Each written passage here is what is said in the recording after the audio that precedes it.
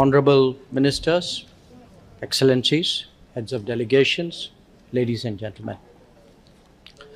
Your participation in the third No Money for Terror Ministerial Conference demonstrates the commitment that your countries have towards combating the common threat of terrorism and terrorism financing. I thank you for your presence. Terrorism is a growing challenge to international peace and security. Indeed, Prime Minister Modi has repeatedly emphasized that it is, in fact, a threat to humanity itself. It is therefore absolutely vital for international community to come together and collectively fight this menace. Our gathering is part of that endeavor. If the scope, scale, and intensity of the terrorist threat has increased in recent years, there are 5 reasons for this development. 1, the advancements in technology that terrorists access more readily than law enforcement and security systems. 2, the resurgence of radical ideologies and the more seamless spread along with motivational messages. 3, the phenomenon of globalization, whose interpenetration and interdependence opens up new vulnerabilities, including in the world of financial transactions. 4, greater competition among states that is exploited by terrorists, including the emergence of ungoverned and undergoverned spaces. And 5, the continued tendency of some to use terrorism as a tool of statecraft and a willingness of others to justify and obfuscate that. As a result, a phenomenon whose significance should have diminished with progress and prosperity has actually gained a new lease of life. The threats are greater, the capabilities are more, and our vulnerabilities have increased. The very efficiencies of the modern world are today being harnessed for evil purposes. The pain and suffering of victims and families multiply further when the right to justice is denied. When perpetrators, facilitators, and financiers of terror attacks continue to walk free, enjoy state support and hospitality. And the most egregious example we all know pertains to the 2008 Mumbai terror attack. Friends, it is a reality check that despite Security Council Resolution 2462 to curb the financing of terrorism, its implementation by member states remains uneven, in some cases due to lack of political will. The global fight against terrorism cannot succeed without conscious and coordinated efforts to counter financing of terrorism. Terrorist attacks often involve cross-border elements, be it recruitment of fighters, procurement of weapons and explosives, transfers of funds, or communications between cells. While cross-border support is behind terrorist attacks, the irony is that any response by authorities to terrorism stops at their geographical borders, because that's where their jurisdiction ends. These limitations for law enforcement agencies play to the benefit of terrorist groups. In India's context, terrorist groups from across the border, such as Lashkar-e-Taiba, Jaish-e-Mohammed, or Harkatul Mujahideen, and their proxies, thrive on assured financial support to commit barbaric acts of terror on Indian soil. Excellencies, colleagues, it is important that all states collectively follow an undifferentiated and undiluted approach to terrorism. Terror is terror, and no political spin can ever justify it. Most states today are making efforts to place effective and deterrent domestic controls against terrorist entities. There are, however, a few who still aid, support, and even justify terrorism. and willfully provide financial assistance and safe havens.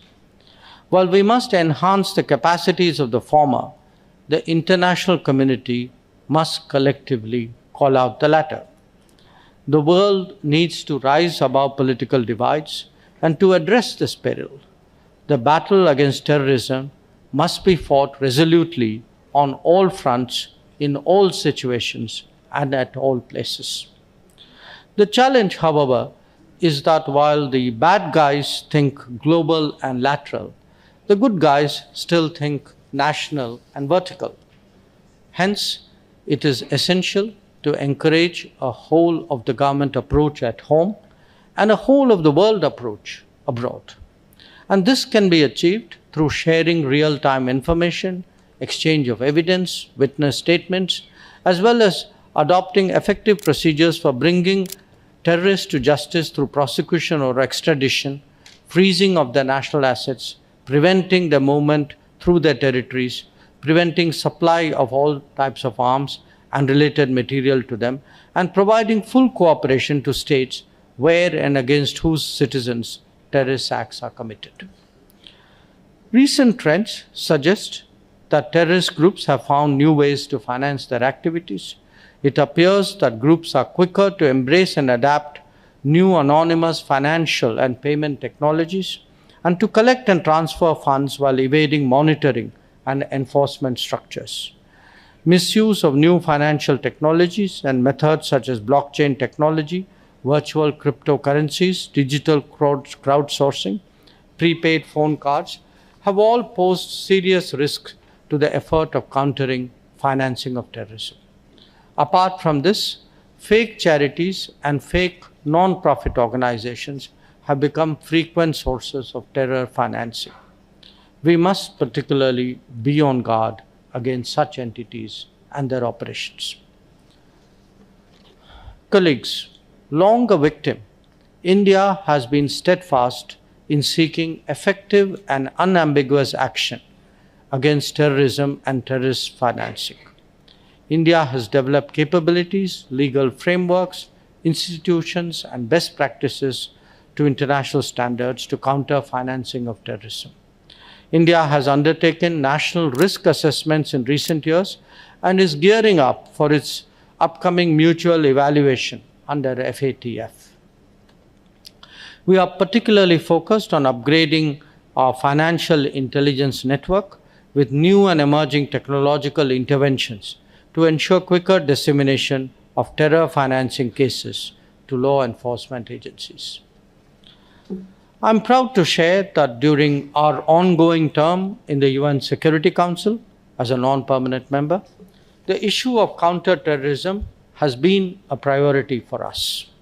Last month, India hosted a special meeting of the Counter-Terrorism Committee of the Security Council in Mumbai and New Delhi, highlighting the threat posed by the misuse of new and emerging technologies, particularly fintech, by terrorists. The Delhi Declaration, a pioneer document adopted by the committee, is a manifestation of the collective will of the international community to build relevant legal frameworks and guiding principles so that threats can be addressed in an effective manner. Next month, on 15 December 2022, under our presidency of the Security Council, we will organize a briefing on threats to international peace and security caused by terrorist acts, a global approach to counter-terrorism challenges and the way forward.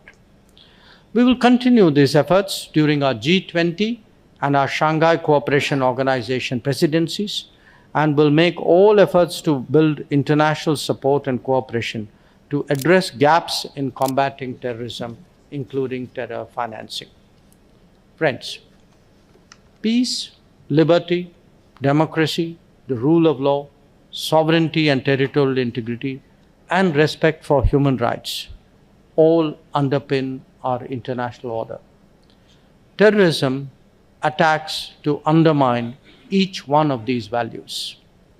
That is why India, along with like-minded partners, will remain committed and energetic to highlight the existential threats that terrorism poses to global security and stability. We will shine the spotlight on this peril and all those involved in nurturing and furthering it.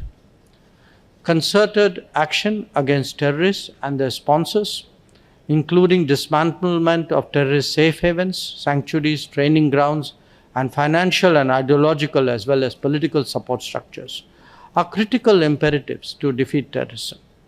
Effective handling of criminal matters arising out of terrorism financing offenses requires strong international cooperation in the spirit of zero tolerance. The No Money for Terror platform aims to broad base the big fight against terror financing and is therefore particularly welcome. Excellencies, India reaffirms its commitment to strengthen international efforts to combat terrorism and terror financing. Let me emphasize from this forum that when it comes to terrorism, India will never look away, we will never compromise, and we will never give up our quest to ensure justice. I now invite my distinguished co-panelists to share their views on aspects of terror financing. Thank you.